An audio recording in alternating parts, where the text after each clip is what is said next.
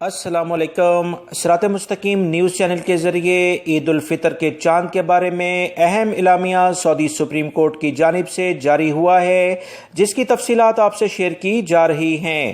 سعودی supreme court نے اعلان کیا ہے کہ آج سعودی عرب کے کسی علاقے اور کسی حصے میں عید الفطر 1441 کا چاند نظر نہیں آیا ہے۔ کسی علاقے سے کوئی شہادت چاند کے سلسلے میں موصول نہیں ہوئی ہے، لہٰذا کل بروز ہفتہ رمضان المبارک کا 30واں روزہ رکھا جائے گا، جبکہ بروز اتوار 24 مئی کو عید الفطر انشاءاللہ سعودی عرب میں منائی جائے گی، اور دیگر خلیجی ممالک سے بھی ابھی تک کی اطلاعات کے مطابق چاند نظر نہیں آیا ہے، اور کل روزہ ہوگا اور اتوار کے روز عید الفطر منائی جائے گی۔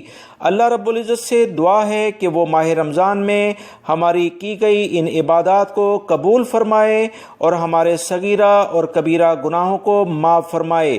یاد رہے، سعودی عرب میں سپریم کورٹ ہی ایک ادارہ ہے جو کہ چاند کے سلسلے میں فائنلی اعلان جاری کرتا ہے، جیسا انہوں نے ابھی کیا ہے۔